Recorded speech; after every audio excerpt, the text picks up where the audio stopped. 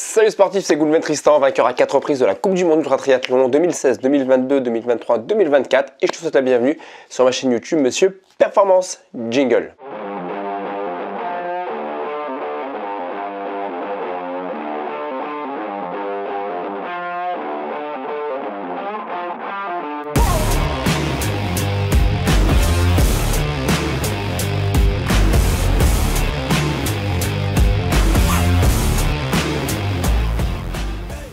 Quelle est mon alimentation avant, pendant et après mes compétitions sportives? Voilà une question qui revient souvent. J'avais déjà eu l'occasion de faire une vidéo l'année dernière et là je vais te refaire une vidéo justement sur mon alimentation mais en 2025 parce qu'il y a eu quelques évolutions. J'aurai l'occasion de t'en refaire une l'année prochaine sur mon alimentation en 2026 parce que je pense que voilà, il y a des réglages qui vont encore s'effectuer dans le temps. Donc en tout cas on va revenir sur mon alimentation en 2025, mais avant toute chose, si ce n'est pas encore fait, je t'invite à t'abonner à ma chaîne YouTube, activer la petite cloche, commenter la vidéo, je me ferai un plaisir de répondre à tes questions et aussi venir rejoindre une communauté sportive qui ne cesse de grandir sur mon compte Instagram si tu veux suivre tous mes tutos sur le sport, ma préparation mentale physique dans le cadre de ma Coupe du Monde d'Ultra Triathlon.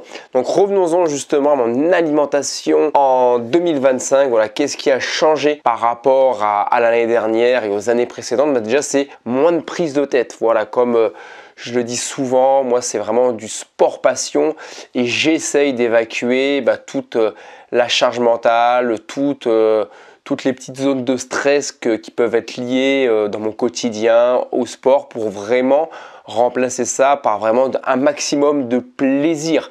Et l'alimentation, on ne prend pas souvent, on prend pas tout le temps en tout cas du plaisir à manger ce que l'on doit manger par rapport à nos objectifs de compétition, de défis, de poids aussi en rapport avec nos objectifs.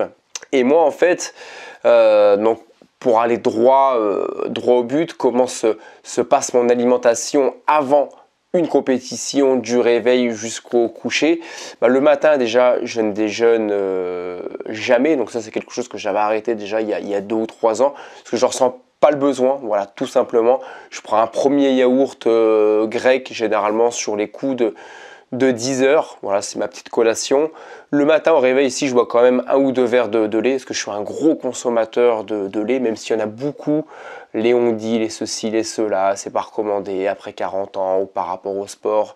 Moi je bois quasiment autant de lait que d'eau au quotidien, c'est-à-dire que je bois 1 litre, 1,5 litre de lait pour 1 litre, 1,5 litre d'eau à peu près. Voilà, moi j'adore ça, ça me fait du bien. En compétition, je suis un très gros consommateur de lait.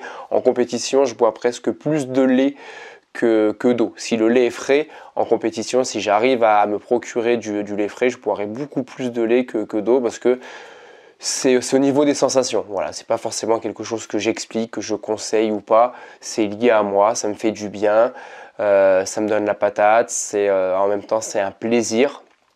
Donc voilà, donc quand je me réveille le matin après une nuit de 6, 7, 8 heures où on est quand même déshydraté, je me réhydrate tout le temps avec 1 ou 2 verres de lait et ensuite le solide, donc ça va arriver vers 10 heures avec un yaourt grec, parfois une petite madeleine, tout dépend de la séance de sport que j'ai fait le matin. Donc tous les matins, du lundi au vendredi, j'accompagne mes enfants en poussette, donc c'est à peu près entre 1h et 1h30 de footing en endurance fondamentale. Voilà, entre 10 et 12-13 km/h, ça peut aller même du 5-6 km/h dans la grosse montée.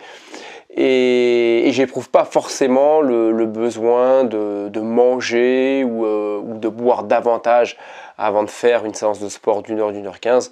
Voilà, ça fait depuis plusieurs années maintenant que j'ai l'habitude d'aller courir 1 heure, 2 heures, 3 heures sans manger avant. Et ça me pose strictement aucun problème. Voilà, je ne me pose pas la question de savoir combien d'heures je vais partir le matin, est-ce que je dois manger avant. Voilà, généralement, je n'ai pas ce besoin de manger. Donc voilà, premier repas solide à 10 heures et ensuite ça intervient entre 11h30 et 13h. Voilà, selon mon planning. Et là, en fait, ce qui a changé par rapport aux années précédentes, c'est que là j'ai enlevé énormément de charge mentale, j'ai plus envie de me prendre la tête, je mange quoi le midi, en parallèle, je dois acheter quoi le midi par rapport à ce que je vais manger, ceci, cela. En fait, du lundi au vendredi, même du lundi au samedi inclus, je mange toujours la même chose le midi. Alors tout manger la même chose tous les midis, moi ça me pose aucune contrainte, parce que ce que je mange le midi, c'est un repas plaisir, mais c'est un repas aussi sportif, c'est-à-dire que ça va être une galette de pommes de terre entre 4 et 5 œufs, et 5 œufs au plat, soit en forme des œufs brouillés, une omelette, des œufs sur le plat, avec une tranche de jambon ou du bacon. Et voilà, et c'est tout, et je finis par un yaourt, un petit café avec 2 petits morceaux de sucre. Je mets du sucre dans mon café, même si le sucre c'est pas forcément conseillé pour la santé, mais ça fait partie de mes petits plaisirs que j'ai pas envie d'enlever. Sinon le café, je trouve ça vraiment dégueulasse. Donc je continue de mettre du sucre. Donc voilà, ça c'est les repas que je fais du lundi au samedi midi. Voilà, tous les jours, je change quasiment rien. Alors il peut y avoir des petites variantes, si le soir il reste du riz ou un peu des féculents ou autre que je finirai le midi. Mais sinon, tous les midis, je mange la même chose. Voilà, je ne me prends pas la tête à réfléchir. Un peu comme Mark Zuckerberg, quand il a commencé dans l'entrepreneuriat, même jusqu'à aujourd'hui, peut-être un peu moins aujourd'hui, Mark Zuckerberg, en fait, pour s'enlever de la charge mentale, il s'habillait tout le temps de la même manière. Voilà, il avait toujours les mêmes jeans, même couleur, même t-shirt blanc. Alors il devait avoir une collection de jeans chez lui et une collection de t-shirts blancs, mais il s'habillait toujours de la même manière, tout simplement pour éviter de se dire ah, aujourd'hui je mets quoi comme tenue. En fait voilà, il s'enlève ça, et moi j'ai voulu faire la même chose.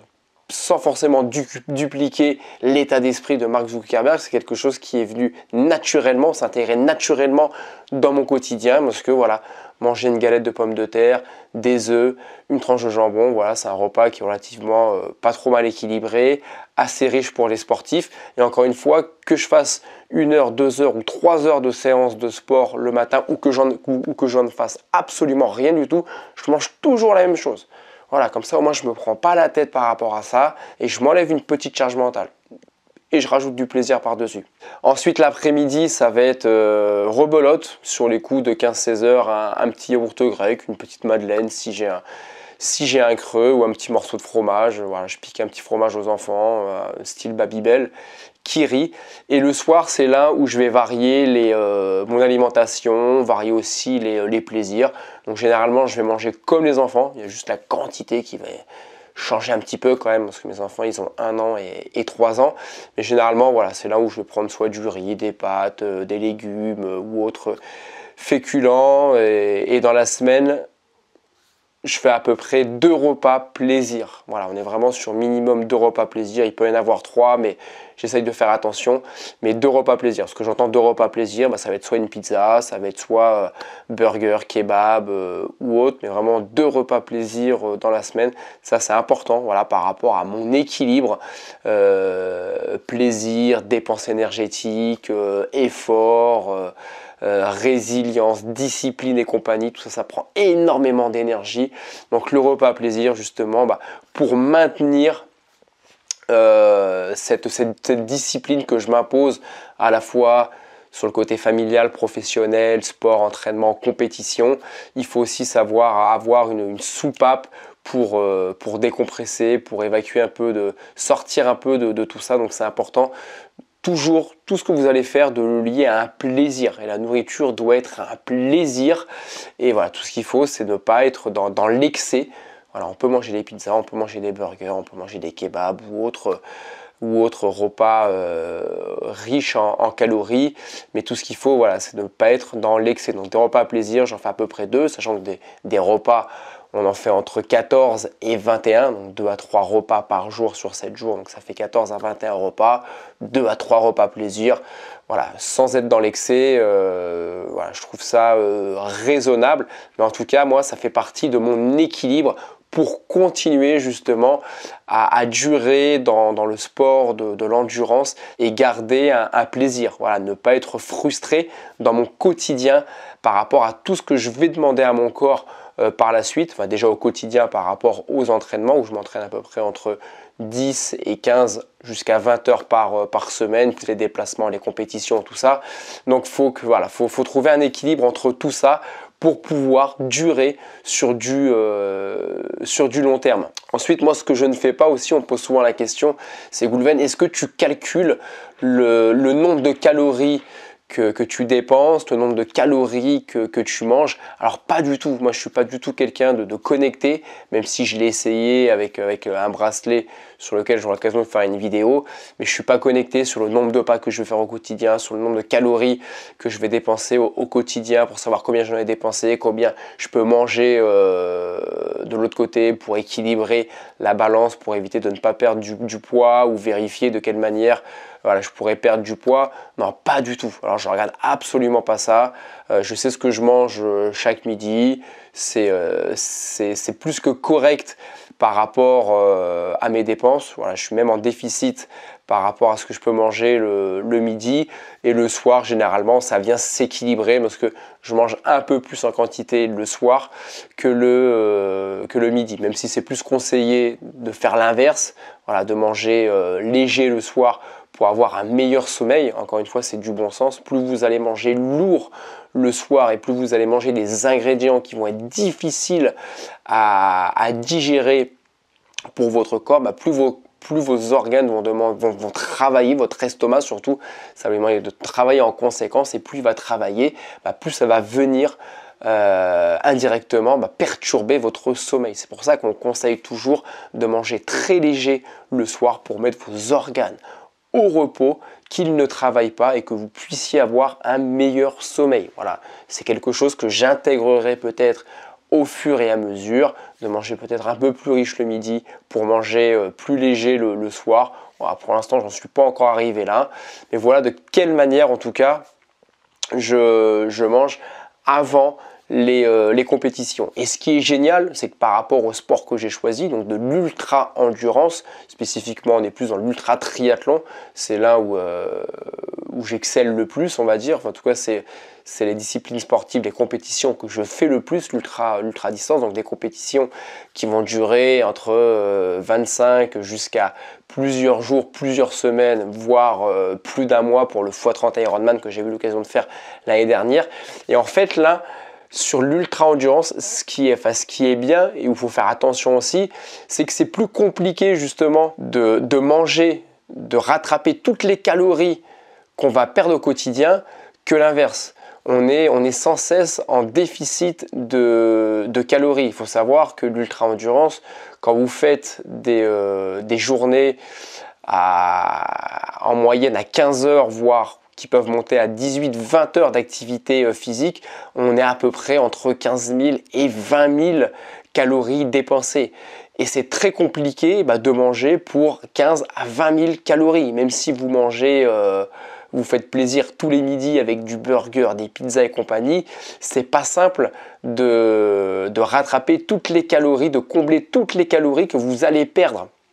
Donc en fait, en ultra endurance, ce qui est bien, c'est qu'on peut se permettre de ne pas faire attention à ce qu'on mange et vraiment être dans du 100% plaisir. Alors le 100% plaisir, ça ne veut pas dire forcément pizza tous les jours, même si ça arrive régulièrement. Au Mexique, par exemple, il y a une coutume, c'est une compétition que j'ai dû faire à 3-4 reprises, où à 14 heures, il y avait l'organisateur Beto qui commandait des pizzas. Et à 14 heures, la plupart des athlètes, en tout cas pour celles et ceux qui voulaient s'arrêter, celles et ceux qui avaient programmé leur repas à cet horaire-là, on s'arrêtait tous ensemble, manger les pizzas, et tous les jours pendant 10 jours, parce que j'ai fait 2 compétitions, 2 décas là-bas et un quintuple, on mangeait tous les jours pendant 5 jours ou pendant 10 jours des pizzas tous les jours. Alors à côté, il y avait un repas plus équilibré, mais il y avait aussi des pizzas. et j'ai pas pris 1 gramme. Au contraire, quand on fait un quintuple, un déca, je vous parle même pas des doubles déca ou triple déca, mais sur un déca, on perd à peu près 3-4 kilos, et sur un triple déca, je crois que j'avais perdu à peu près 7 kilos. Donc et pourtant, je mangeais très très bien. Parce que les repas qu'on nous sert, c'est vraiment les repas type repas du dimanche. C'est des repas qui sont très équilibrés, très variés, assez riches généralement, et on mange en quantité. Mais malgré ça, on n'arrive pas à compenser toutes les calories qu'on perd sur une journée de 10, 15, 20 heures selon le nombre de temps qu'on va passer à nager, rouler ou courir. Donc voilà, donc ça c'est ça qui est génial, c'est qu'on peut vraiment se faire plaisir.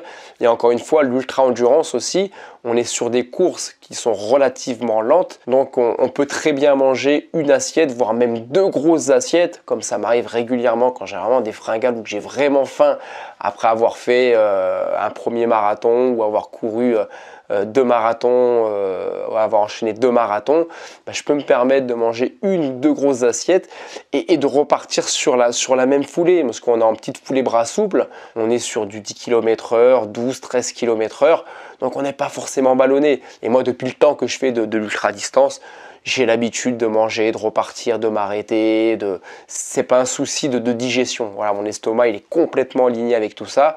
Là où il ne l'était absolument pas en 2015, où ça m'arrivait régulièrement sur des compétitions de vomir 2 ou 3 fois parce que j'arrivais pas justement à avoir cet alignement de repas, de digestion, de reprendre le sport, courir, faire du vélo, enfin mes organes ils comprenaient absolument rien du tout à ce qui se passait et je vomissais à toutes les compétitions que je faisais. Là, ça fait plusieurs années que j'ai pas vomi après un repas. Donc voilà, donc pendant les compétitions, on se prend pas la tête, on mesure pas les calories qu'on mange ou pas, parce que de toute manière, on sait qu'on n'arrivera pas à compenser toutes les calories qu'on va perdre.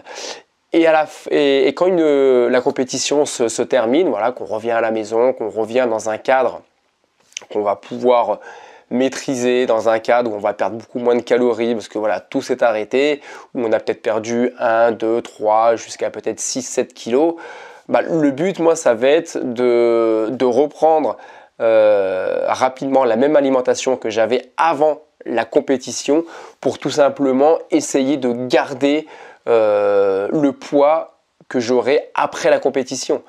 Par exemple, à la fin du triple déca en Italie, quand j'ai commencé, je faisais je crois 82 kg. À la fin, je faisais je crois 76 ou 76 kg, quelque chose comme ça, 75-76 kg. Bon, c'est un poids que j'ai gardé pendant 2 mois. J'avais repris 1 ou 2 kg et après je suis remonté à 80 kg. Mais j'essaye de garder mon poids de forme qui est entre 76 et 78 kg. Voilà, je profite aussi de ces compétitions qui vont me permettre de perdre les 2-3 petits kilos aussi que j'ai du mal peut-être à perdre au quotidien, de me calquer justement sur mon nouveau poids après compétition et de garder justement ce poids avec la nourriture que j'avais l'habitude de prendre avant compétition et d'équilibrer les calories que je perds et les calories que je compense avec mes repas. Donc voilà de quelle manière je m'organise dans mes repas, dans mes petites collations. Ça m'arrive aussi de manger des biscuits, des biscuits chocolatés. Généralement, je prends aussi 2-3 carrés de chocolat par jour. Voilà, c'est mon petit péché avec le café. Voilà, il y a des choses que j'ai pas, il y a des règles à laquelle j'ai pas envie de déroger, parce que voilà, ça fait partie aussi du plaisir. Et il faut pas que ça devienne une contrainte. Faut pas venir trop à stresser le corps par rapport à la nourriture. Il ne faut pas que le corps se sente stressé par rapport à tout l'écosystème de la compétition, parce que le corps il va vous donner énormément en échange lors des compétitions sportives, et en échange il demande voilà, un minimum de réconfort, de plaisir pour mettre de l'essence dans la machine et continuer d'avancer. Donc voilà tout simplement pour mon alimentation. N'hésite pas à me faire un retour en commentaire pour me dire toi de quelle manière tu t'alimentes, si tu as envie d'approfondir un sujet sur l'alimentation que je n'aurais peut-être pas évoqué dans cette vidéo. Je te laisse m'écrire ça sous la vidéo. Je te dis à très vite, à ton succès, et surtout n'hésite pas à t'abonner à la chaîne YouTube, active la petite cloche et venir me rejoindre sur mon compte Instagram. À très vite, à ton succès, bye bye.